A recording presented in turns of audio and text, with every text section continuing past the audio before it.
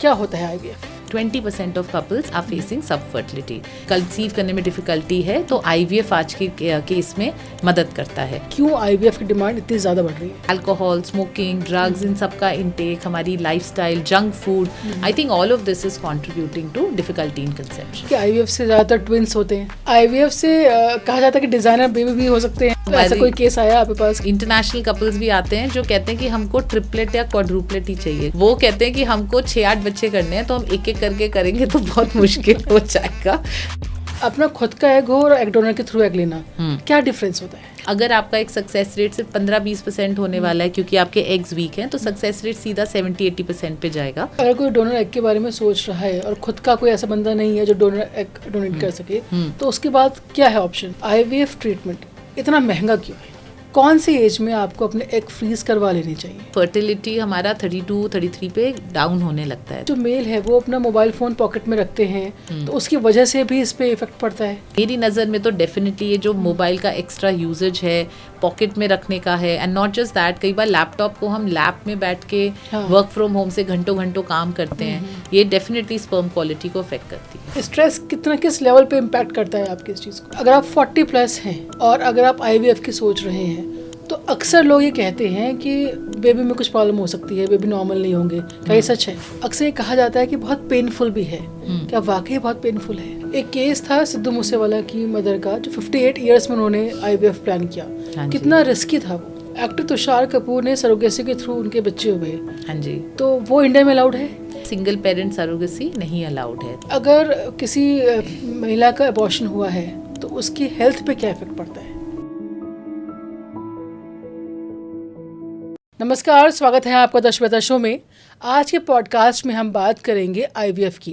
क्या होता है आईवीएफ ट्रीटमेंट और क्या हर इनफर्टिलिटी केस में IVF is the only option? इन तमाम सवालों के जवाब जानेंगे आईवीएफ और fertility consultant doctor Shweta Goswami से। Doctor Shweta, welcome to our show. Thank you Shweta. सबसे पहले मैं चाहूँगी आप हमारे ऑडियंस को बताएं क्या होता है आईवीएफ। देखिए, आईवीएफ का फुल फॉर्म है इन विट्रो फर्टिलाइजेशन। हिंदी में हम उसको टेस्ट ट्यूब बेबी कहते हैं। बेसिकली हम ये कहते हैं कि जो काम फर्टिलाइजेशन का, रिप्रोडक्शन का फेलोपियन ट्यूब में होता है, तो आम तौर पे एक जब कपल ट्राई करते हैं तो एक एग रिलीज़ होता है, वो ट्यूब में जाता है। वहाँ ट्राई जब वो इंटरकोर्स करते हैं तो स्पर्म ट्यूब में पहुँचता है। तो उसी प्रोसेस को, जो 4-5 दिन का प्रोसेस फेलोपियन ट्यूब में है, अगर हम लैब में करते हैं, मतलब हम एग्स को एक्सट्रैक्ट करते हैं, आर्टिफिशियल फर्टिलाइजेशन मतलब बाहर से फर्टिलाइजेशन करके एम्ब्रियो क्रिएट करते हैं, अच्छे एम्ब्रियोज को चेक करके ट्रांसफ़र करते हैं, तो उस प्रोसेस को हम लोग आईवीएफ या इन विट्रो फर्टिलाइजेशन कहते हैं। देखिए, बहुत सारे कपल्स में कभी एग डेवलपमेंट इशू है या स्पर्म का फैक्टर है या ट्यूब का फैक्टर है, तो ये जो एक बहुत इंट्रिकेट स्टेप है बॉडी में, ये कहीं ना कहीं फॉल्टी हो रहा होता है, तो उस स्टेप को बाईपास करने को हम आईवीएफ कहते हैं। कौन कौन से केसेस होते हैं जिसमें आईवीएफ सजेस्ट किया जाता है?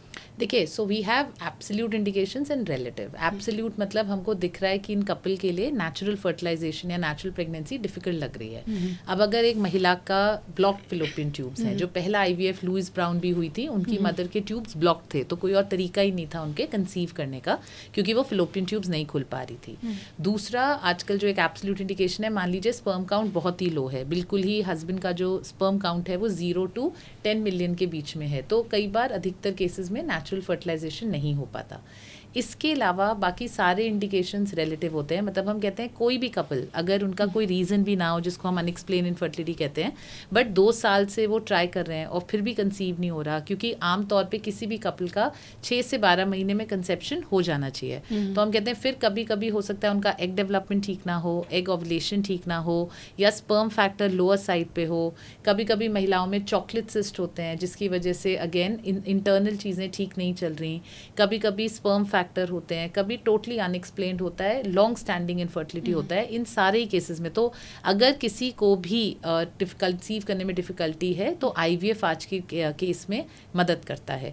कभी कभी लोगों का एग बन ही नहीं रहा, तो आपको बाहर से एग लेके, मतलब डोनर एग की व्यवस्था करनी पड़ती है। कहने का मतलब any couple who may have a problem with egg, sperm, tube, हम उसको ट्रीट कर सकते हैं। अगर यूट्रस में भी इशू हो तो आईवीएफ के माध्यम से सरोगेसी होता है। सो आईवीएफ तो कवर्स एवरीथिंग। पॉइंट ये है, हमें कौन सा आईवीएफ चाहिए, हमें क्या आईवीएफ चाहिए, या हमारा नेचुरल कंसेप्शन हो सकता है।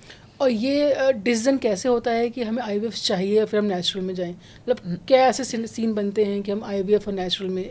हाँ जी, तो देखिए बेसिक फर्टिलिटी टेस्ट इसी को हम कहते हैं। हम कहते हैं हम सबसे पहले महिला का एज देखते हैं, उनका एग काउंट देखते हैं, एग डेवलपमेंट देखते हैं, हस्बैंड का एक सीमन एनालिसिस से स्पर्म काउंट देखते हैं, फिलोपियन ट्यूब टेस्ट होते हैं, HSG, SSG, लैप्रोस्कोपी करके उससे हम ट्यूब चेक करते हैं, और हम यूट्रस असेस करते हैं। इन 4-5 फैक्टर से हम ये देखते हैं कि नेचुरल का चांस है कि नहीं। अगर सारी रिपोर्ट्स ठीक लगती हैं तो कपल को यही समझाया जाता है कि हो सकता है वो 4 से 6 महीने ट्राई कर रहे हैं और बहुत ही ज़्यादा फ्रस्ट्रेटेड फील कर रहे हैं, तो उनको ये समझाया जाता है कि देखिए एक कॉन्सेप्ट होता है फर्टिलिटी में, मंथली फिकंडेबिलिटी, मतलब आपका सारी रिपोर्ट्स ठीक हैं तो भी 1 महीने का चांस 20-25% है। तो आप 6 महीने ट्राई करें, 8 महीने ट्राई करें, 10 महीने ट्राई करें, बट अगर किसी को 1 ईयर से ज़्यादा हो गया ट्राई करते हुए, कोई कपल की एज ही ज़्यादा है, वुमेन की एज 35 से ज़्यादा है, तो कभी कभी हम कहते हैं 6 महीने के बाद ही हमें नेक्स्ट स्टेप पे जाना है। अब उस स्टेप लैडर अप्रोच में नेक्स्ट स्टेप है कि हम मेडिसिन से, अल्ट्रासाउंड फॉलिकुलर स्टडी से देखते हैं कि नेचुरल ट्राई हो जाए। उससे भी नहीं होता है तो हम IUI करते हैं, जिसको हम कहते हैं इंट्रा यूट्राइन इंसेमिनेशन। अगर ये सारी चीज़ें करा के बहुत टाइम हो गया फिर भी नहीं हो रहा तो हम IVF पे जाते हैं। अच्छा डॉक्टर श्वेता, आजकल आईवीएफ बहुत नॉर्मल होता जा रहा है, हर जगह आप देखेंगे आईवीएफ सेंटर्स भी खुल रहे हैं। क्या बेसिकली आपको क्या रीज़न समझ में आता है कि क्यों आईवीएफ की डिमांड इतनी ज़्यादा बढ़ रही है? Right, so it's a good question. So देखिए 2 चीज़ें हैं, एक तो लोग ट्राई भी लेट कर रहे हैं, तो एक लेडी का एज हमेशा एक इम्पॉर्टेंट फैक्टर रहेगा। उसकी वजह से आजकल थोड़ा सब फर्टिलिटी इशू बढ़ भी रहे हैं। जैसे कि हम पहले पढ़ते थे कि 10 में से किसी एक कपल को प्रॉब्लम होती है, बट आजकल हम देखते हैं कि काफ़ी हमारे आसपास भी लोगों को दिक्कत हो रही है। लोगों का एक बच्चा होने के बाद दूसरा ट्राई करते करते एज 38-39 हो गई तो दिक्कत हो रही है। तो 1 in 5 कपल्स ऑलमोस्ट टुडे, मतलब 20% ऑफ कपल्स आर फेसिंग सब फर्टिलिटी। एक पॉइंट तो ये है। दूसरा, इसके बारे में अवेयरनेस और एक्सेप्टेंस भी बढ़ी है। हमारे ज़माने में हमारे बहुत सारे अंकल आंटी होते थे जिनके शायद प्रेगनेंसी नहीं हो पाती थी, ना कोई ट्रीटमेंट हो पाता था। तो अब वो ट्रीटमेंट बहुत अच्छी भी हो गई है, सक्सेस रेट्स भी बहुत अच्छे हो गए हैं, और कहीं ना कहीं क्योंकि साइंस को, टेक्नोलॉजी को 50 साल से ज़्यादा हो गया तो एक एक्सेप्टेंस भी आ गया है। शुरू में जो एक भय था कि ये सेफ़ है कि नहीं, बच्चे सेफ़ होते हैं कि नहीं, वो भी जब भ्रांति टूट रही है तो मुझे लगता है एक्सेप्टेंस भी आ रहा है। Plus definitely fertility issues, whether it is environment, हम लोग का पोल्यूशन बढ़ रहा है, हमारा खान पान एडल्ट्रेटेड होता जा रहा है, हमारी लाइफस्टाइल्स ऐसी होती जा रही हैं कि हम एडोलेसेंस में, एडल्टहुड में शायद अल्कोहल, स्मोकिंग, ड्रग्स, इन सब का इंटेक, हमारी लाइफस्टाइल, जंक फूड, आजकल के हमारे बच्चों को देखिए वो कितना सारा जंक फूड का सेवन कर रहे हैं, कैंड फूड, प्रिजर्व फूड का ले रहे हैं। I think all of this is contributing to difficulty in conception. कैसी लाइफस्टाइल होनी चाहिए एक नेचुरल, अगर आप प्रेगनेंसी ट्राई कर रहे हैं तो आपकी लाइफस्टाइल कैसी होनी चाहिए? देखिए एक तो उसका इम्पैक्ट सालों से चले आता है, तो ऐसा भी नहीं है कि हमने अब सोचा हम ट्राई करेंगे तो सब ठीक हो जाएगा। तो we have to start this early, है ना। तो हम सब जानते हैं कि हमें हेल्दी डाइट पे फोकस करना है, हमें नट्स एंड सीड्स अपने फूड में लेना है, जंक फूड कम करना है, बहुत सारा तला हुआ खाना, कार्बोहाइड्रेट्स फूड ना लेके एंटीऑक्सीडेंट प्रोटीन डाइट लेनी है, अच्छे से आधा पौना घंटा एरोबिक एक्सरसाइज। आजकल on the other hand there are lot of people जो बहुत अवेयर भी हो रहे हैं अपने लाइफस्टाइल्स को लेके, राइट। तो रनिंग है, कार्डियोवास्कुलर एक्सरसाइजेज है, एब्डोमिनल एक्सरसाइजेज है, एक ओवरऑल मानसिक संतुलन है। तो I think it's a wholesome work on your body, क्योंकि देखिए जो एग्स एंड स्पर्म्स होते हैं वो बॉडी के सबसे वल्नरेबल सेल्स होते हैं, तो कोई भी इम्पैक्ट पड़ेगा तो सबसे पहले उन पे पड़ता है। तो हमें अपना जेनेरिक लाइफस्टाइल को बेटर करना है। एक दूसरा फैक्टर है स्ट्रेस, एक तीसरा फैक्टर है ट्रैवल। बहुत सारे कपल्स हर रोज इतना ट्रैवल कर रहे हैं, कोई मान लीजिए नोएडा से गुड़गांव कम्यूट कर रहा है, by the time they come back they don't have the energy to actually try for a pregnancy. तो ये मल्टीपल फैक्टर्स हैं, and of course a women's age being one of the biggest factor. हम जितना science and technology को आगे बढ़ा लें, हमको टाइमली बच्चा प्लान करना अभी भी इम्पॉर्टेंट है, क्योंकि साइंस एज के फैक्टर को थोड़ा सा बाईपास तो कर सकता है, फुल्ली कंपनसेट नहीं कर सकता। और वो क्या है टाइमली एज? देखिए एज अ वुमेन हम कहते हैं कि by the time we are 30-32 पहला प्रेगनेंसी प्लान हो जाना चाहिए आइडली, क्योंकि 32-33 के बाद फर्टिलिटी डिप करता है। For men it dips after late 30s, but for women earlier.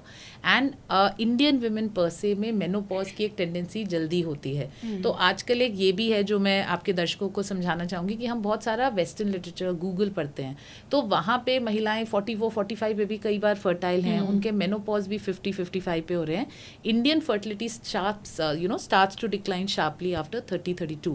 तो we should take a stock at 32-33 कि भाई हमारी fertility की जर्नी कहाँ है.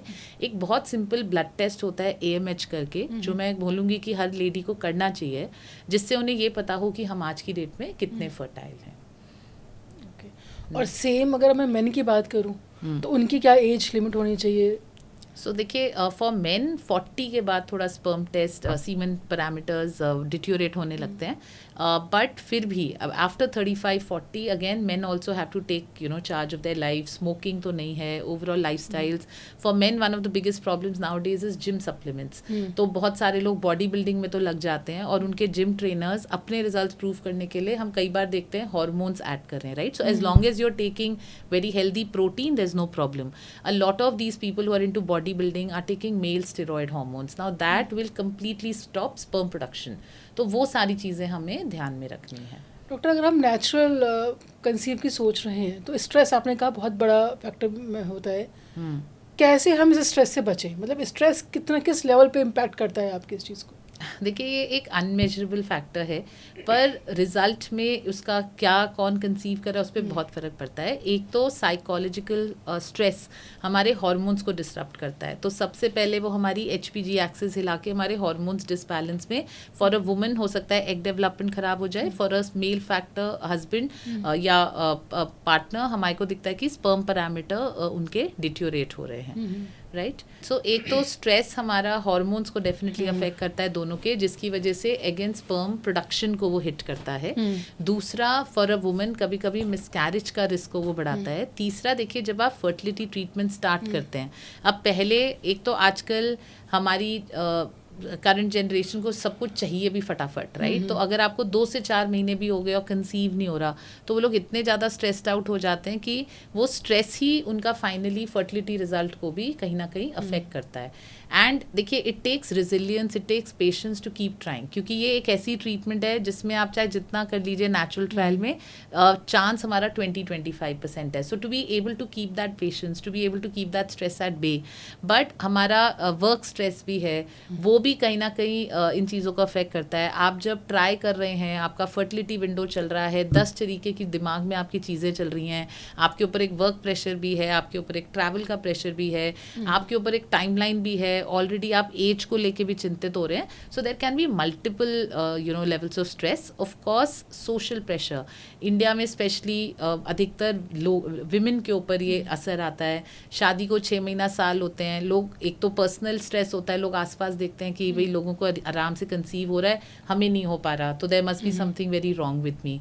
दूसरा, कई बार फैमिली मेम्बर्स सपोर्टिव ना होके नैगिंग शुरू कर देते हैं, बहुत सारे सवाल पूछने लगते हैं, तो वो स्ट्रेस हेल्प नहीं करता. मतलब इसमें तो फैमिली को, स्पाउस को ऑल द मोर उनके साथ सपोर्टिव होने की ज़रूरत है, क्योंकि no matter how much effort you put in, कभी कभी इन चीज़ों में टाइम लगता है, 6-8-10 महीने लग जाते हैं. तो आई थिंक मल्टीपल लेवल्स पे स्ट्रेस होता है, जिसको हमको अपने लेवल पे ठीक करना है. चाहे हम अपना पॉजिटिव मैनिफेस्टेशन से करें, मेडिटेशन करें, योगा करें, इन चीज़ों को समझें, because I think a lot of it is also unrealistic expectation. जैसे कभी कभी एक कपल ने 1 महीना ट्राई किया या IUI जैसा ट्रीटमेंट किया, जिनका रिजल्ट सिर्फ 20-25% है, वो पता है उनको, बट नहीं होने पे वो क्रैशिंग डाउन आ जाता है, राइट. तो ट्रीटमेंट स्टार्ट करने में या दोबारा प्लानिंग में लोगों को मंथ्स लग जाते हैं, तो फिर हमारा एज बढ़ रहा है, तो एक विशियस साइकिल में हम कहीं ना कहीं फंस जाते हैं. IVF को लेकर डॉक्टर कई मिथ्स भी हैं.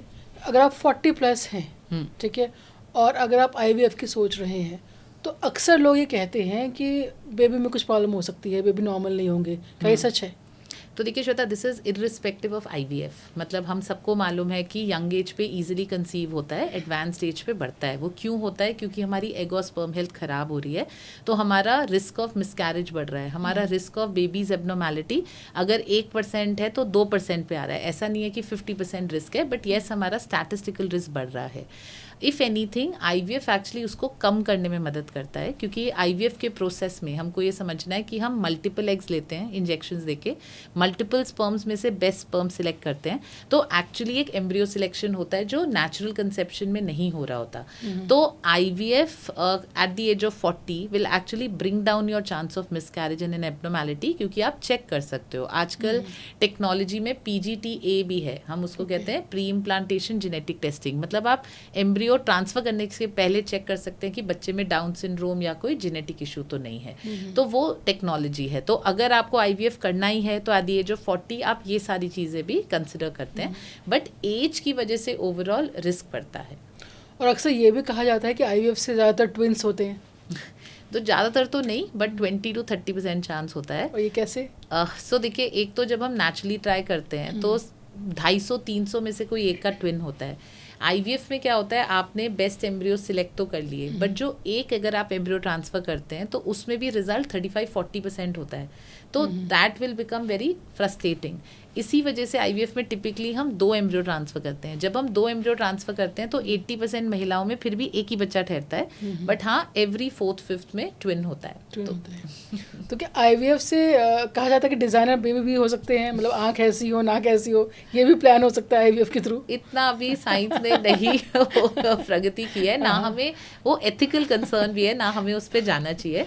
एक टेक्नोलॉजी को हमें एक जेनेटिकली हेल्दी बच्चा चूज करने के लिए करना चाहिए, ना कि डिजाइनर बेबी या कुछ। मतलब कि अगर किसी फैमिली में कोई नॉन जेनेटिक इशू है, जैसे कई बार क्या होता है दोनों कपल्स में एक जेनेटिक इशू होता है थैलेसीमिया करके, उनमें एक जीन है जिससे बच्चे को थैलेसीमिया की डिजीज हो सकती है, तो उसको आप डिजाइनर टेक्निक कह सकते हैं कि आज की करंट टेक्नोलॉजी में आप चेक कर सकते हैं कि बच्चे को मेजर जेनेटिक इशू ना हो और फिर आप प्लान करें। बट कान नाक और colour, I colour, skin colour is probably an ethical concern is well, and अभी इतनी साइंस आगे नहीं बढ़ी है। अच्छा, कभी आपके पास कोई ऐसा पेशेंट आया है जिसने कहा हो कि मुझे बेटा ही चाहिए? देखिए, रिक्वेस्ट तो बहुत आते हैं अनफॉर्चुनेटली, क्योंकि इंडिया का सोशल स्ट्रक्चर ऐसा है, but it is absolutely not allowed in our country. तो हमारा एक लॉ है PNDT law, and correctly so वो बहुत स्ट्रिक्ट लॉ है जो बिल्कुल पाबंदी बनाए रखता है। ना आप प्रेगनेंसी में जान सकते हैं कि बच्चा क्या है, ना आप IVF के टाइम जान सकते हैं कि ये लड़का है लड़की है, वो टोटली अलाउड नहीं है। मुझे लगता है हमारी सोच, हमारी इस कंट्री की development will take another 10-15 years जब तक कि हम कर पाएँ। ये चीज़ें बाहर अलाउड हैं। I mean honestly speaking, USA में शायद अगर ये टेक्नोलॉजी है तो ज़्यादातर बच्चे लड़कियों की मांग करते हैं, बट इंडिया में अभी वो सोच में हम थोड़ा दूर हैं। जब तो हमारे ऐसा कोई केस आया आपके पास कि नहीं मुझे देखिए IVF के थ्रू बहुत बेटा ही चाहिए? आते बहुत हैं, बट उन सबको एकदम फ्लैटली रिफ्यूज़ किया जाता है, क्योंकि इंडिया में it's not allowed at all. और कोई सबसे वियर्ड केस की अजीब सी डिमांड है उसकी, ऐसा कोई केस आया? नहीं, यही एक तो ये लड़के के लिए तो बहुत लोग कहते ही हैं। कई लोग एक इंटरनेशनल कपल्स भी आते हैं जो कहते हैं कि हमको ट्रिपलेट या क्वाड्रुपलेट ही चाहिए, जो मेरे हिसाब से बहुत वियर्ड डिमांड है। तो पता नहीं अफ्रीका में क्या ट्रेंड है। वो कहते हैं कि हमको 6-8 बच्चे करने हैं, तो हम एक एक करके करेंगे तो बहुत मुश्किल हो जाएगा। तो वो लोग आके कहते हैं कि हमें ट्रिपलेट चाहिए। तो मेरा एक पेशेंट था जिन्होंने कहा कि बच्चा तो मेरा हर साल ही हो जाता है, आप मेरे ट्रिपलेट कर दीजिए। तो हमने जब किया IVF से ही किया, बट उनका फाइनली सिंगल ही बच्चा हुआ। तो दे एक्चुअली फेल्ट चीटेड। मतलब हम तो खुश होते हैं जब IVF में प्रेगनेंसी होती है, और उन्होंने बोला ये तो हमारा वैसे भी हो जाता है, हमें तो ट्विन ट्रिपलेट चाहिए। तो वहाँ आई थिंक थोड़ा सा अंडरस्टैंडिंग की भी कमी है कि ये कॉम्प्लिकेटेड प्रेगनेंसीज होती हैं। भगवान ने बच्चा एक ही बच्चे के लिए बनाया है, यूट्रस, तो हमें एक एक करके करना चाहिए। But to answer your point, this has been one of the weird request that I have got. अच्छा डॉक्टर, आजकल ना एग डोनर का भी काफ़ी चल रहा है। एग डोनर में क्या क्या कॉम्प्लिकेशंस आते हैं? अपना खुद का एग हो और एग डोनर के थ्रू एग लेना, क्या डिफरेंस होता है? देखिए, जब एज बढ़ रही है महिला की और एग क्वालिटी वीक हो रही है, तो कभी कभी हम इस पॉइंट पे आते हैं जहाँ उनका एग काउंट बहुत ही लो है, या उनका जो एग क्वालिटी हो रहा है IVF में जो मिल रहा है वो बहुत ख़राब है। तो हम लोग को दिख जाता है कि अगर बच्चा होगा तो वो बिल्कुल ही जेनेटिकली वीक होगा। ऐसी सिचुएशंस में कपल्स का काउंसिल कि आप डोनर एग से करिए, क्योंकि उससे आपका हेल्दी बच्चे का चांस बहुत बढ़ जाएगा और IVF का सक्सेस रेट भी काफ़ी हाई हो जाता है। उसमें कॉम्प्लिकेशन ये है कि एनीवेज इट इज़ प्रिफर्ड कि आप खुद अपना डोनर लेके आएँ, क्योंकि एक अगर डोनर एग से हम लेते हैं तो बच्चे के जेनेटिक ट्रेट्स थोड़े से एग के थ्रू तो आते हैं। तो हर कपल के मन में एक ये दुविधा होती है कि ये सब हेल्दी होगा कि नहीं, हम एक नॉट नोन सोर्स से एग ले रहे हैं। तो इसलिए वैसे भी हमारा करंट ART लॉ भी यही प्रेफर करता है कि आप खुद कोई डोनर लेके आएँ, तो उससे आपको एक कंफर्ट रहता है, क्योंकि मेडिकली साइंटिफिकली डोनर एग बहुत ईजी है एक महिला के लिए। अगर आपका एक सक्सेस रेट सिर्फ 15-20% होने वाला है क्योंकि आपके एग्स वीक हैं, तो सक्सेस रेट सीधा 70-80% पे जाएगा। महिला को इंजेक्शन भी नहीं लेने, वो रिस्क भी नहीं लेना कि अच्छे एम्ब्रियो बनेंगे कि नहीं। बट वहाँ मेन हमारी एक्सेप्टेंस की बात है कि क्या हम ये चीज़ समझ पाते हैं कि हम एक हेल्दी बच्चा करने के लिए एग्स अपने ना लेके किसी और एग के ले रहे। तो वो इट्स अ सोशल फैक्टर कि क्या हमारे को एक मन में डर आ जाता है कि बच्चे की शक्ल हमसे मैच होगी कि नहीं, जो एक इम्पॉर्टेंट फैक्टर है। बट ये चीज़ें मैच ईजिली करी जा सकती है। बट वहाँ पे येस, एक ऑनेस्टी और एक trust between the clinician and the patient, between a centre and a patient important हो जाता है। और अगर उस बच्चे का DNA टेस्ट हो तो वो तो मदर से मैच होगा ही नहीं, फादर से तो होगा, फादर से होगा। तो देखिए there are 2 types of donor, एक है डोनर एग, एक है डोनर एम्ब्रियो। अगर कभी स्पर्म भी बहुत वीक है, अगेन जैसे अगर महिला मेन की भी एज ज़्यादा है तो कभी कभी स्पर्म हेल्थ भी लो होता है, कभी कभी 0 काउंट भी होता है, तो कुछ लोग एम्ब्रियो डोनेशन के लिए भी जाते हैं। तो अगर आप डोनर एम्ब्रियो से जाएंगे तो बच्चे का DNA किसी से मैच नहीं होगा। अगर आप डोनर एग से जाएंगे तो हस्बैंड का DNA मैच होगा। ये क्वेश्चन मैंने इसलिए पूछा क्योंकि रिसेंटली एक केस हुआ था और उसमें बच्चे का DNA जब चेक किया गया तो वो नहीं मिल रहा था, तो काफ़ी बवाल मचा। तो वो कौन सा केस था, वो ऐसा कौन सा सिनेरियो था कि वो ऐसा केस बनता है? देखिए श्वेता, इसमें I don't know the intricacies of the case, but मैं ये कह रही हूँ कि अगर इन्फॉर्म्ड कंसेंट के साथ किया गया हो, मतलब बच्चे का DNA मैच नहीं होता अगर डोनर एम्ब्रियो होता है, तो मेरे ख्याल से सवाल ये नहीं है कि बच्चे का DNA मैच नहीं हुआ, सवाल ये है क्या वो कपल को मालूम था जब वो ट्रांसफर कर रहे थे कि ये डोनर एम्ब्रियो का केस है। तो अब ये चीज़ तो I think court of law में ही जाएगी। अगर उनके पास इन्फॉर्म्ड कंसेंट होंगे, कंसेंट मतलब हम तो as a medical facility consent लेते हैं, हम हस्बैंड एंड वाइफ दोनों को समझाते हैं कि आपके एग्स वीक हैं या स्पर्म वीक हैं या दोनों वीक हैं और आपका डोनर एम्ब्रियो से ही एक हेल्दी बच्चा होने का चांस है। तो आई थिंक ये जो हुआ है ये कहीं ना कहीं अनफॉर्चुनेटली एक मिसट्रस्ट है between the centre and the couple. But वो ये दोनों बेटर जानते हैं कि क्या उस कपल को ये मालूम था कि नहीं मालूम था। तो क्योंकि अगर उनको जान के समझ के हुआ है तो it is absolutely okay in the purview of law. हमारा लॉ इंडिया का अलाउ करता है कि आप डोनर गैमीट्स यूज़ कर सकते हैं। क्वेश्चन मेरे ख्याल से ये है कि उन्हें मालूम था कि नहीं, बट अदरवाइज अगर उनको मालूम था कि ये डोनर एम्ब्रियो है और उनकी जान से हुआ था तो फिर बच्चे का DNA तो मैच होने का सवाल ही नहीं होता। So I think the bigger question is did they know. अगर उनकी बिना समझ के डोनर एम्ब्रियो ट्रांसफर किया गया, या एक भी कपल, कभी कभी ये भी होता है कि वाइफ ने कह दिया हस्बैंड राजी नहीं है, तो दोनों का राजी होना बहुत ज़रूरी है। बट अगर दोनों राजी हैं और डोनर एग या डोनर एम्ब्रियो होता है तो डोनर एम्ब्रियो में तो बच्चे का DNA मैच नहीं होगा। मतलब मेडिकली वो कोई बहुत डिफिकल्ट टू अंडरस्टैंड थिंग नहीं। और अगर कोई डोनर एग के बारे में सोच रहा है और खुद का कोई ऐसा बंदा नहीं है जो डोनर एग डोनेट कर सके, तो उसके बाद क्या है ऑप्शन उसके पास? देखिए ART बैंक्स होते हैं बाय लॉ, तो आप उनको अप्रोच कर सकते हैं and they can help you find somebody. So law ये कहता है कि एक विलिंग वुमन आके एग डोनेट कर सकती हैं and if somebody is willing तो देयर आर ART बैंक्स जो इन चीज़ों को फैसिलिटेट करती है। बट प्रेफर्ड ये होता है कि आप खुद लेके आएँ। ओके, अच्छा डॉक्टर, IVF ट्रीटमेंट इतना महंगा क्यों है? देखिए there are a lot of steps involve. So पहली चीज़ इंजेक्शंस लगते हैं लेडी को, क्योंकि हर महीने हमारा सिर्फ एक ही एग बन रहा है, तो वो मल्टीपल एग्स बनने के लिए ही इंजेक्शन का खर्चा एनीथिंग फ्रॉम 60,000 to 1 लाख हो जाता है। अगर आप एग्स ज़्यादा नहीं बनाएंगे तो IVF का रिजल्ट ही सिर्फ 15-20% पे आ जाएगा। दूसरा, IVF lab of course invest into a big technology. आपके पास अच्छी टेक्नोलॉजी होनी चाहिए, आपके पास एयर हैंडलिंग यूनिट्स होने चाहिए। मतलब कि आप ये सोचिए कि एकदम NICU की तरह है। अगर बच्चा एक कमज़ोर पैदा होता है 7th-8th मंथ में तो उसको नर्सरी में रखा जाता है, तो NICU भी एक्सपेंसिव होता है क्योंकि आप एक बॉडी को मिमिक कर रहे हैं। आप एक यूट्रस जो गर्भ में होना चाहिए था उस बच्चे को बाहर रख रहे हैं।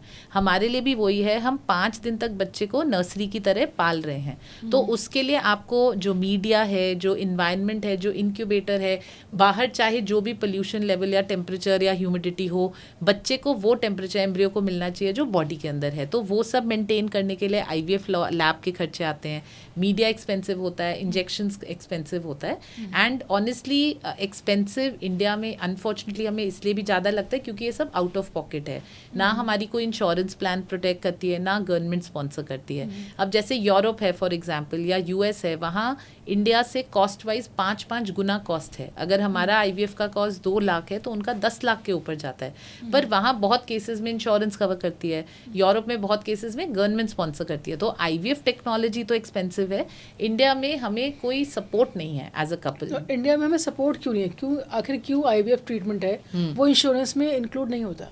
देखिए, अब कॉर्पोरेट इंश्योरेंस में कुछ होने लगा है, बिकॉज पहले 10 साल पहले तो मैंने देखा था किसी का कवर नहीं होता था, बट आजकल तो एटलीस्ट सम अमाउंट का 20 to 30%, बट वो मुझे लगता है कॉर्पोरेट इनिशिएटिव है। मतलब कुछ कंपनीज हैं जो महिलाओं को एनकरेज कर रही हैं कि ठीक है, we want to support you in your pregnancy journey, but हमारी गवर्नमेंट का शायद we are a very populous country तो जिन लोगों को नहीं हो रहा है उनका दर्द शायद अभी तक गवर्नमेंट ने नहीं समझा है, बट कहीं ना कहीं I think government incentives also have to come in. हमारी देश का total fertility rate replacement level पे आ गया है, तो वो दिन गए जब इंडिया में हमारा फर्टिलिटी रेट 2.5 था। अब तो एक्चुअली जैसे जैसे टाइम बढ़ेगा इंडिया की पॉपुलेशन घटने वाली है। तो मुझे लगता है कहीं ना कहीं हमारी गवर्नमेंट्स हैं, हमारी इंश्योरेंस कंपनीज हैं, they will have to evolve with time कि ये एक बहुत स्ट्रेसफुल चीज़ है कपल के लिए, इस पे देखना पड़ेगा। अच्छा डॉक्टर श्वेता, आप क्योंकि फर्टिलिटी कंसल्टेंट भी हैं, आपको क्या लगता है क्या वजह है जो आजकल इंडिया में जो फर्टिलिटी रेशियो है कम होता जा रहा है? देखिए, ओवरऑल आई थिंक हमारा जो एनवायरनमेंट है वो बहुत बहुत रिस्पॉन्सिबल है।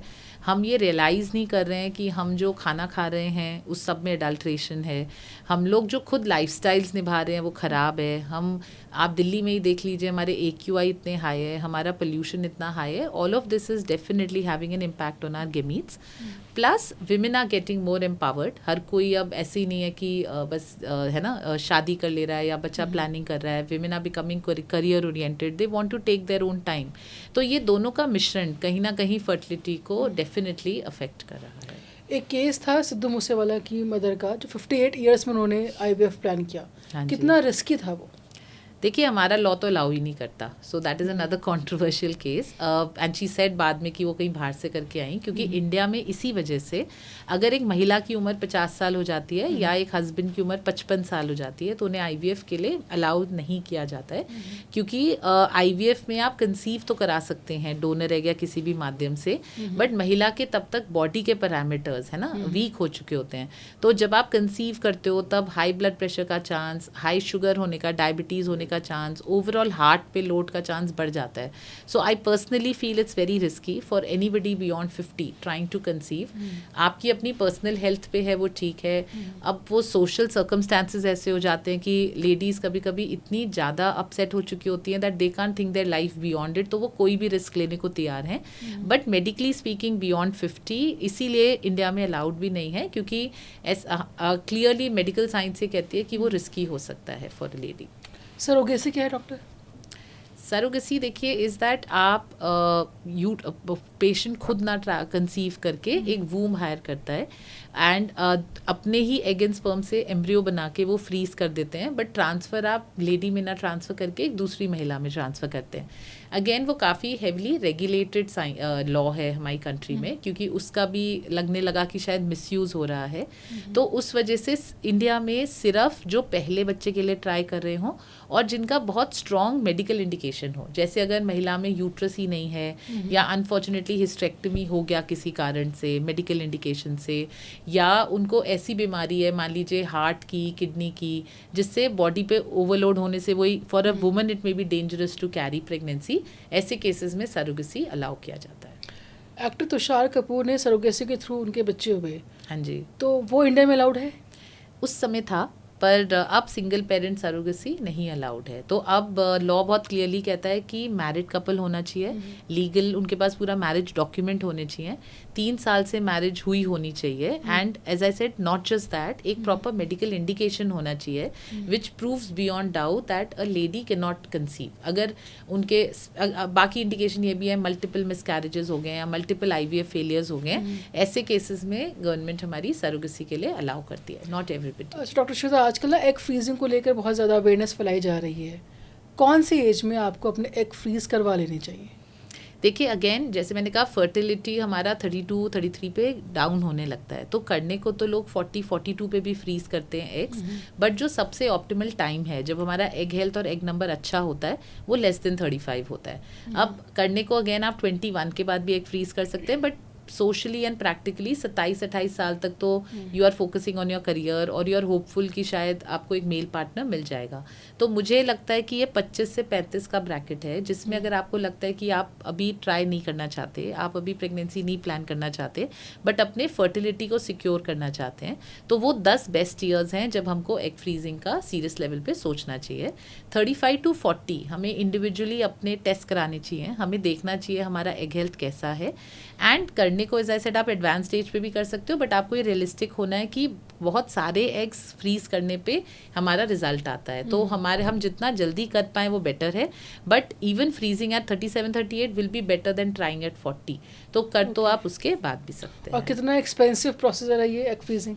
देखिए ये 1.5-2 लाख का प्रोसीजर होता है, एंड क्योंकि इसमें भी इंजेक्शंस होते हैं, फिर एग रिट्रीव किया जाता है और फिर एग्स को एक बहुत ही इंट्रिकेट टेक्नोलॉजी से फ्रीज किया जाता है जिसको हम लोग विट्रिफिकेशन कहते हैं। ओके डॉक्टर श्वेता, आजकल ना मेल इनफर्टिलिटी की काफ़ी बात हो रही है, ऐसे कौन कौन से केसेस हैं जो आपके सामने आए हों जिसमें मेल इनफर्टिलिटी की वजह से फीमेल को बहुत सफ़र करना पड़ा हो?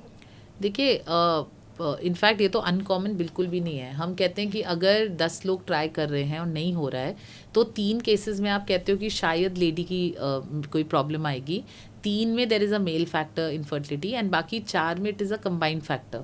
तो actually sperm health is playing as much a role in subfertility then ladies, क्योंकि इसलिए भी मैं इस चीज़ पे मतलब रीइंफोर्स करना चाहूँगी, क्योंकि हमारी सोसाइटी में कई बार एक ये भ्रांति होती है और सारा लोड भी लड़की पे ही आता है कि आपको कंसीव नहीं हो रहा, तो आपको ये समझना है कि इट इज़ अ 50-50 थिंग, तो वो अनकॉमन तो बिल्कुल भी नहीं है। इनफैक्ट मेल फैक्टर फर्टिलिटी के बारे में बात नहीं होती, कई बार हस्बैंड्स झिझक के बहुत टाइम तक, मतलब जो मैंने भी केसेस देखे हैं, लेडीज़ के टेस्ट हुए जा रहे हैं, उनको दवाइयाँ भी दी जा रही हैं, 6 महीने बाद, साल भर बाद जब हस्बैंड का टेस्ट आ रहा है तब पता चल रहा है वही ख़राब है। तो ये तो इनिशियल टेस्टिंग में ही होना इम्पॉर्टेंट है।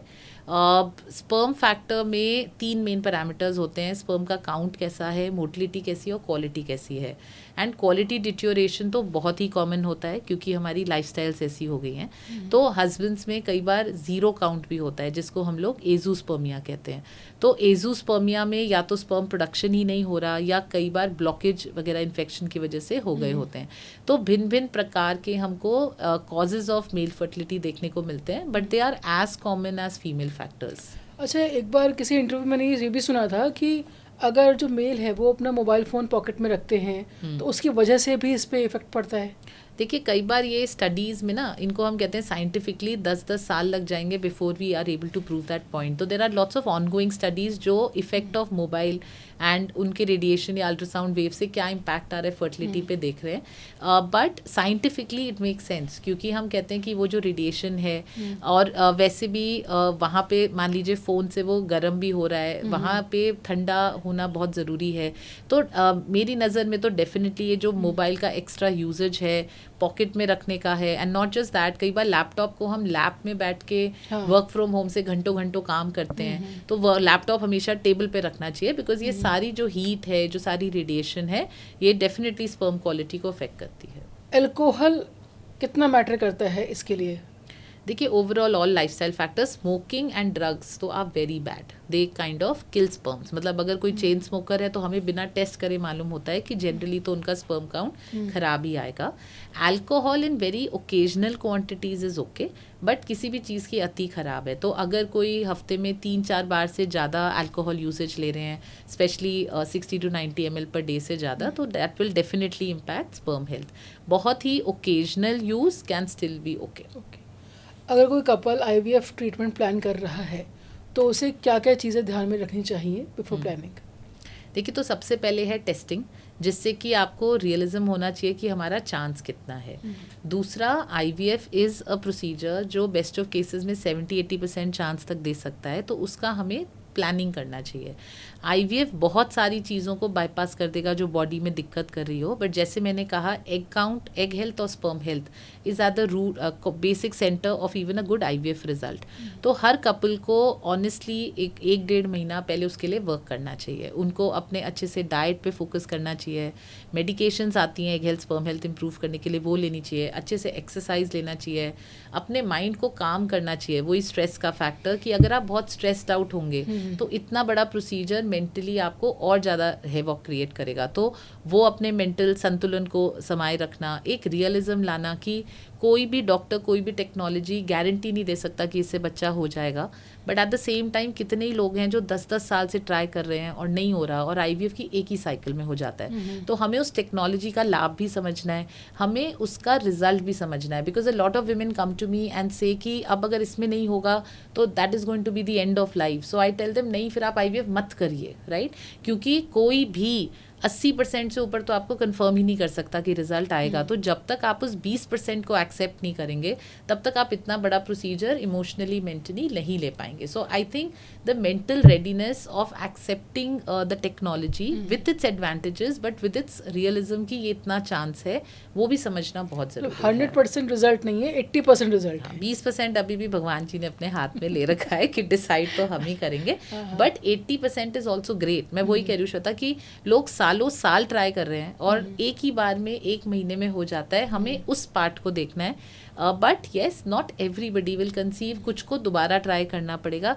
This is how the thing works. तो हमको उसके लिए अपनी रेडीनेस रखनी है, हमको एक सेंटर वाइजली चूज़ करना है, हमको ये देखना है कि एक सेंटर हमें ऑनेस्टली से, ट्रांसपेरेंसी से हर चीज़ समझा रहा है कि नहीं। हमारे को बस ऐसी बोलने के लिए नहीं बोल देना है, हमारी जो भी रिपोर्ट्स हैं वो हमारे साथ क्लियरली डिस्कस करी जा रही हैं। सो आई थिंक ये सारा थॉरो रिसर्च करके हमको एक अच्छे सेंटर का चुनाव करना भी मेरे हिसाब से एक बहुत इंपॉर्टेंट एस्पेक्ट ऑफ IVF है। आपने सेंटर की बात की, आपका खुद का सेंटर है जीवा फर्टिलिटी, क्या सोच रही जीवा के पीछे? मैंने अपना जब गायनोकोलॉजी ट्रेनिंग ही स्टार्ट किया तो मुझे लगा कि मैं फर्टिलिटी के पेशेंट्स के साथ अच्छे से कनेक्ट कर पाती हूँ, क्योंकि उनके लिए एक अंडरस्टैंडिंग बहुत इंपॉर्टेंट है। जीवा फर्टिलिटी का हमने स्टार्ट ही इससे किया कि हर महिला, हर कपल को एक हक है कि एक अच्छे सेंटर पे जाएं जहां उन्हें ये विश्वास हो कि वर्ल्ड क्लास डॉक्टर्स अवेलेबल हैं, वर्ल्ड क्लास टेक्नोलॉजी अवेलेबल है, साथ के साथ एक हैंड होल्डिंग है, एक एथिकल और ट्रांसपेरेंट अप्रोच है जो शायद हर सेंटर पे नहीं भी अवेलेबल हो। तो मुझे लगता है कि जो बेस्ट ऑफ टेक्नोलॉजी, जो बेस्ट ऑफ केयर कहीं भी मिल सकती है वो पेशेंट को मिलने का एक हक है, क्योंकि ये एक बहुत ही इमोशनल फील्ड है जहाँ पे रिजल्ट पक्का नहीं है, बट हमारे को उस जर्नी को समझना है, हमें उसको जितना डिस्ट्रेस करके मैनेज करना है वो करना है। डॉक्टर, अभी आपने कहा कि बहुत टफ जर्नी है, अक्सर ये कहा जाता है कि बहुत पेनफुल भी है, क्या वाकई बहुत पेनफुल है? देखिए IVF में 2 प्रॉब्लम्स हैं। एक, it is not a 100% result despite what ever effort you put इन, तो वो समझना है, that is one aspect. Second, ये थोड़ा सा मिथ ही कहूँगी मैं कि बहुत पेनफुल है, और उसकी वजह से इनफैक्ट बहुत महिलाएं डर के मारे करती नहीं हैं।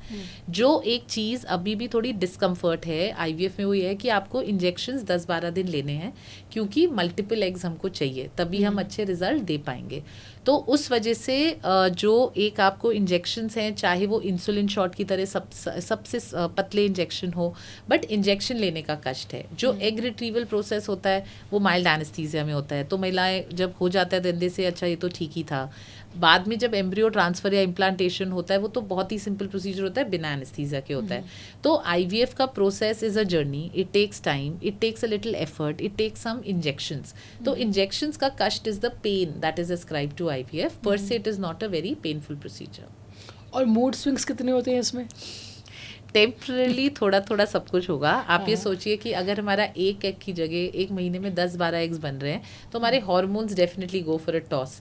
तो ये जोक तो मैं स्पाउसेस को बोलती हूँ कि भाई आप इंजेक्शन तो ले नहीं रहे, तो एटलीस्ट आप हार्मोनल आउटबर्स्ट को ही थोड़ा सा टॉलरेट कर ले, क्योंकि वो शॉर्ट टर्म डेफिनेटली होगा। डॉक्टर श्वेता, मैं चाहूँगी कि आप हमारे व्यूअर्स को बताएं कि ऐसे कौन कौन से मिथ हैं जो भी प्लान करने की सोच रहे हैं IVF ट्रीटमेंट, ऐसे कौन कौन से मिथ हैं जो वो दिमाग से हटा दें? देखिए, एक पहला कि ये पेनफुल है, IVF कोई बहुत पेनफुल नहीं है, इसमें इंजेक्शन लेने का कष्ट है बट प्रोसीजर सिंपल है, बहुत हाई सक्सेस रेट्स हैं। दूसरा ऑफ कोर्स हमारा ही बच्चा होगा कि नहीं, एक बहुत बड़ा मन में लोगों का ख्याल रहता है। तो वो मैं क्लियरली ये बोलना चाहूँगी कि कोई भी अच्छा सेंटर जो एक ट्रांसपेरेंसी के साथ प्रोसीजर्स कर रहा है, वो आपकी अनुमति के बगैर कोई भी गेमीट मिक्सिंग नहीं करेगा। स्पेशली जब ये आज का अभी जो रिसेंट एक केस हो गया, कुछ बॉलीवुड मूवीज़ की वजह से भी लोग डर जाते हैं। मेरा ये स्ट्रॉन्ग फीलिंग है कि ये बहुत अच्छी टेक्नोलॉजी है। इतने सालों के बाद भी एक बार ट्राई करने पे बहुत हाई सक्सेस रेट होता है, बट अगर हम इन डाउट्स या मिथ्स की वजह से उस टेक्नोलॉजी को अवेल भी ना करें, तो फिर मुझे लगता है कि कहीं ना कहीं हमने एजुकेट ठीक से नहीं किया लोगों को कि इतना बड़ा ये दिक्कत नहीं है प्रोसीजर में। सो मेरे मानने में ये दो ही मेन चीज़ें हैं। एंड अगर हम इन चीज़ों को अपने मन से हटा के करते हैं तो we have very high success rates जो IVF हमें दे सकता है। बात हो रही है कि IVF में अगर हम AI टेक्नोलॉजी को भी ला रहे हैं तो और कितना इजी होने वाला है ये ट्रीटमेंट? देखिए, फॉर द वुमन तो इंजेक्शन सेम रहने वाले हैं। टेक्नोलॉजी आएगी एम्ब्रियो असेसमेंट में। जैसे हम अभी कह रहे हैं कि हमें 2 ट्रांसफ़र करने पड़ रहे हैं एम्ब्रियो जिससे रिजल्ट बेटर हो। AI का एम्ब्रियो सिलेक्शन टूल जो I am sure couple of months years में आएगा, वो हमें शायद एक बेस्ट एम्ब्रियो बता देगा कि इसी से रिजल्ट 90% है। तो एक तो technology will definitely help the success rate को बेटर। 2, हमारे पास मतलब ट्विन प्रेगनेंसी का जो एक रिस्क होता है IVF में, वो हटने का एक प्रोसीजर आएगा। और बाकी तो खैर वो मेडिकल टूल्स हैं, हम अल्ट्रासाउंड पे देख के कितने बेटर असेस कर पाएँ। अभी बहुत सारी चीज़ें IVF के लिए भी अननोन होती हैं। हम लेडीज़ को इंजेक्शन दे रहे हैं टू अ वुमन, हमें अल्ट्रासाउंड करते हुए नहीं समझ में आता कि करेक्ट एग बन रहा है कि नहीं। वो सारी चीज़ें IVF में चेक होती हैं। तो मुझे लगता है technology, AI, better media technology और उसको बेहतर बना के एक पॉइंट आएगा जब सक्सेस रेट IVF का 90-95% विद अ सिंगल एम्ब्रियो होगा। आई थिंक वो जब आएगा तब हमको फिर और भी बेहतर एक एक्सेप्टेंस मिलेगा, क्योंकि इतना सारा कष्ट करके एटलीस्ट एक काइंड ऑफ कंफर्मेशन होगा कि रिजल्ट आ गया। अच्छा, बहुत सारे IVF सेंटर्स में हम देखते हैं कि इंटरनेशनल क्लाइंट्स भी आते हैं, तो ऐसी कौन कौन सी कंट्री है जहाँ से लोग इंडिया में आते हैं इस ट्रीटमेंट के लिए? देखिए, they come from all over. NRIs तो इंडिया के खैर हर जगह से आते हैं, मतलब अगर हम उनको भी हम इंटरनेशनल में काउंट करें, because as I told you कि टेक्नोलॉजी वही है, रिजल्ट्स वही हैं, but the cost are much lower in India and there is a good hand holding जो यहाँ होती है।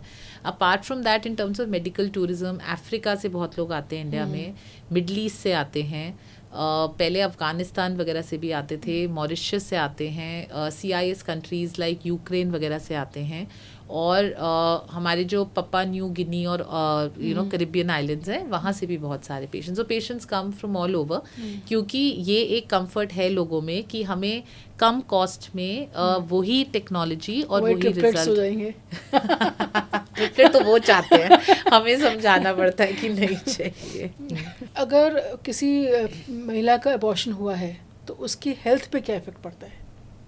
देखिए, बॉडी को 1-1.5 महीना लगता है रिकवरी के लिए, क्योंकि वूम वीक हो जाता है। But apart from that again psychological impact बहुत ज़्यादा है। और बट हमारे को फर्दर असेसमेंट भी करना चाहिए कि हमारी ऐसी क्या कारण है जिसकी वजह से हम आगे कैरी नहीं कर पाए। तो हमारे को अपने सारे पैरामीटर्स को एक बार चेक करना चाहिए बिफोर ट्राइंग अगेन। पिल्स कितनी हार्मफुल होती हैं? देखिए, बर्थ कंट्रोल पिल्स जो ओरल कॉन्ट्रासेप्टिव पिल्स होती हैं, वो तो एक्चुअली काफ़ी सेफ़ होती हैं। It is much safer than getting an abortion done अगर अनवांटेड प्रेगनेंसी हो जाए। तो अगेन ये भी एक मिथ है हमारे यहाँ। हमारी गर्ल्स को बताया जाता है पीरियड के टाइम पेन किलर ना खा लें। क्यों नहीं खाना है, क्यों टॉर्चर करना है? Similarly oral contraceptives save you from an unwanted pregnancy, तो वो बहुत सेफ़ हैं। 5-5 साल के बाद अगर कोई ले रहा है तो ठीक है, टेस्ट की ज़रूरत है, but they are very important. जो इमरजेंसी कॉन्ट्रासेप्शन है वो 1 ऑफ लेना चाहिए। कई बार लोग उसको लेते रहते हैं और उनका हार्मोनल इम्बैलेंस होता है। तो अगर हम एक सेफ कॉन्ट्रासेप्शन की बात करें तो oral contraceptives, things like intrauterine devices like copper T, they are very important, जो अनवांटेड प्रेगनेंसी से हमको प्रोटेक्ट करते हैं। चलते चलते वो 5 हैबिट जो हर कपल को अपनानी चाहिए। देखिए, टाइमली कंसीव करना है, वो बहुत इंपॉर्टेंट है, वरना अपने एग या एम्ब्रियो फ्रीज कराएं। सेकंड, एक healthy diet, antioxidant rich diet, low junk diet पे फोकस करें। 30 to 45 minutes of aerobic exercise in any form should be part of what we do. Fourth, keep the communication on. दोनों husband and wife को अपने बीच में बात करना चाहिए. कभी कभी fertility journey can become stressful, हो नहीं रहा तो ना कोई ब्लेम गेम है, या हमारे को एक दूसरे को सपोर्ट करना है. And same on that level कि फैमिली को भी एक लेडी को और एक कपल को बहुत इंपॉर्टेंटली सपोर्ट करना चाहिए in the journey rather than blaming it, because वो उनके हाथ में भी नहीं है. थैंक यू डॉक्टर श्वेता, आपने इतने सारे सवालों का जवाब दिया और हम उम्मीद करते हैं कि जो भी ये देख रहे होंगे पॉडकास्ट उनको भी उनके सवालों का जवाब ज़रूर मिल गया होगा. लेकिन फिर भी अगर कोई सवाल रहता है तो आप कमेंट बॉक्स में अपने सवाल ज़रूर दीजिए. हम कोशिश करेंगे कि डॉक्टर श्वेता या उनकी टीम उस सवाल का जवाब ज़रूर दें. Thank you so much.